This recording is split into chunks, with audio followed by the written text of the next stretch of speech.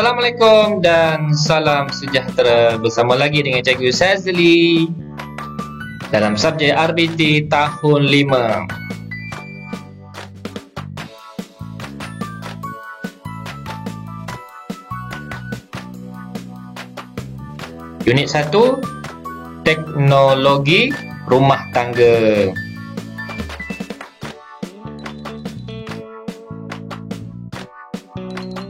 Kenali mata jahitan. Ni nak jahit ni. Macam mana kita nak kenali mata jahitan? Ada banyak rupanya cara nak menjahit. Mata jahitan tangan mempunyai pelbagai jenis. Mata jahitan digunakan untuk mencantumkan kepingan fabrik, membuat kemasan tepi fabrik dan sebagai hiasan. Jadi mata jahitan tangan mempunyai pelbagai jenis.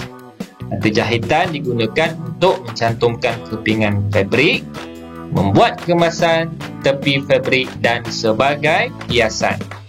Yang berikut ialah contoh mata jahitan tangan. Sebelum itu kita tengok pengertian fabrik. Selalu orang sebut fabrik. Apa tu fabrik? Fabrik atau kulit? Fabrik. Apa maksud fabrik? Fabrik bermaksud kain. Senang cerita kain lah. Fabrik ni bermaksud kain yang diperbuat daripada benang yang ditenun. Kain punya fabrik ni ialah bermaksud kain. Contoh fabrik ialah kapas, linen dan sutera. Sutera ni mahal lah sutera. Tengok jenis jahitan ni. Jahitan Kia, apa dia? Pasti saya yakin anda saksikan tengok ni. Kita tengok sama-sama apa dia. Jahitan Kia digunakan untuk memulakan dan mematikan jahitan. Jahitan ini juga digunakan sebagai jahitan tetap dan menjahit bahagian kilim yang meretas serta menggantikan jahitan mesin. Punya digunakan untuk memulakan dan mematikan jahitan. Kita ingat tu je. Kita jahitan Kia digunakan untuk memulakan dan mematikan jahitan. Kita tengok pula jahitan jeluju halus. Apa dia jahitan jeluju halus ni? Jadi jahitan jeluju halus digunakan sebagai jahitan tetap. Jahitan jeluju halus digunakan untuk membuat kedutan atau sulaman pada fabrik. Jahitan ini juga digunakan untuk membaiki kelepek yang meretas.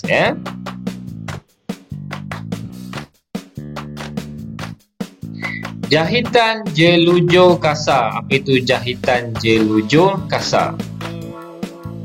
Jadi jahitan jelujur kasar digunakan sebagai jahitan sementara untuk menetapkan kedudukan dua atau lebih fabrik semasa menjahit. Jadi jahitan jelujur kasar digunakan sebagai jahitan sementara untuk menetapkan kedudukan dua atau lebih fabrik semasa menjahit. Seterusnya, jahitan insang pari. Jahitan insang pari. Jadi jahitan insang pari digunakan sebagai jahitan tetap untuk mengemaskan bahagian tepi fabrik dan sebagai jahitan hiasan untuk menjahit motif. Sekali lagi, jahitan insang pari digunakan sebagai jahitan tetap untuk mengemaskan bahagian tepi fabrik dan sebagai jahitan hiasan untuk menjahit motif. Jahitan sembat, apa dia? Jahitan sembat digunakan sebagai jahitan tetap untuk menjahit bahagian kelepek atau bahan hiasan. Ingat Seterusnya, jahitan silang pangkah. Silang pangkah. Apa itu jahitan silang pangkah? Jahitan silang pangkah digunakan sebagai jahitan tetap untuk mengemaskan bahagian kelepek, lipatan atau tepi kain serta sebagai jahitan hiasan, ya. Jadi tahukah kamu selain mata jahitan tangan,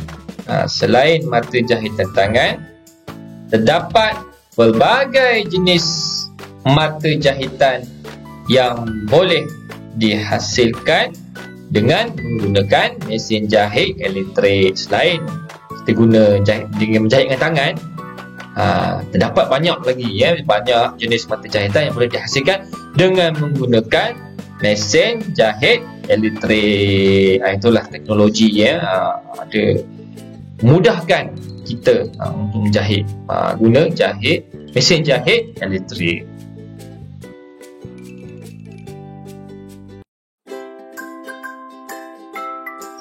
Sekian saja video Cikgu Sazli pada kali ini. Jumpa lagi di video yang akan datang. Assalamualaikum, salam sejahtera. Sekian, terima kasih.